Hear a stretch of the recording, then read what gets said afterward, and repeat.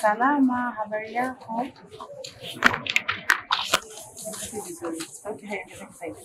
Naitwa Judith Kapinga, naibu waziri wa nishati. Sijui naongea na nani, kutoka wapi? Ashukuriwe Mgezeke, Morogoro, Ifakara, Mbingu. Karibu sana Ashukuriwe, tukuhudumie. Bila samahani.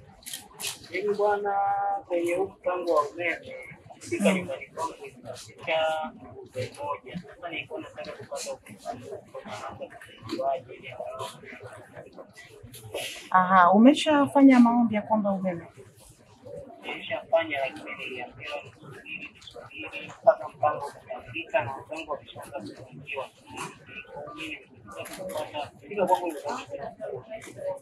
Umeshapata control number? Aha, sasa kuna utaratibu wa kufuata. Unajua huduma zetu za NiConnect?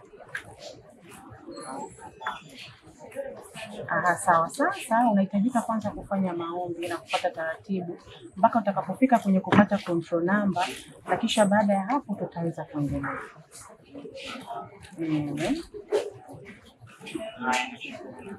Kuna jambo lingine unataka nikusaidie?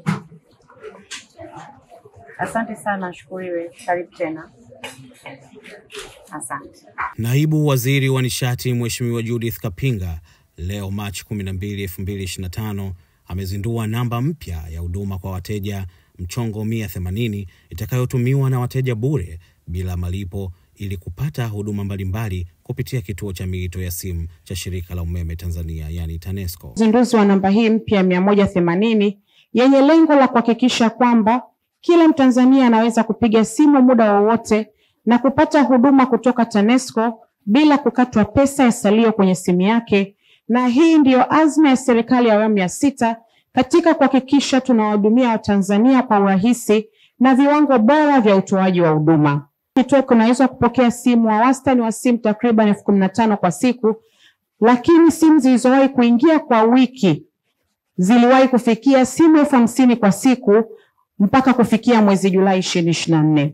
Na hii inaonyesha Watanzania walikuwa wanatumia gharama kubwa ya salio katika kuwasiliana na TANESCO kupitia huduma hii ya huduma kwa wateja.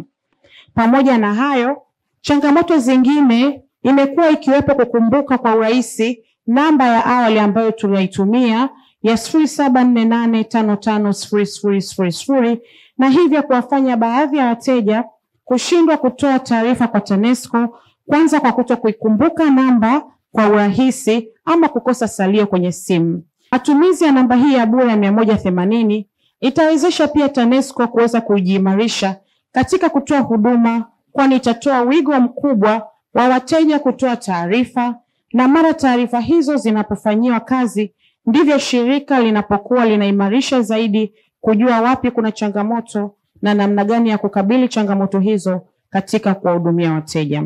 Pia namba hii ya 180 mpaka sasa ni bure kwa wateja wa mitandao yote ya simu nchini, na wale wa mtandao ya Yasi na yenyewe itapatikana hapa mbele hivi karibuni, na wenyewe pia wataweza kufanya mazungumzo na mtoa huduma, na tunaamini pia kwa mtandao huo taratibu zitakamilika, lakini kwa sasa ni kwa wateja wa mitandao yote kasoro hii moja ambayo hivi karibuni na yenyewe itakamilika kwa ajili ya matumizi.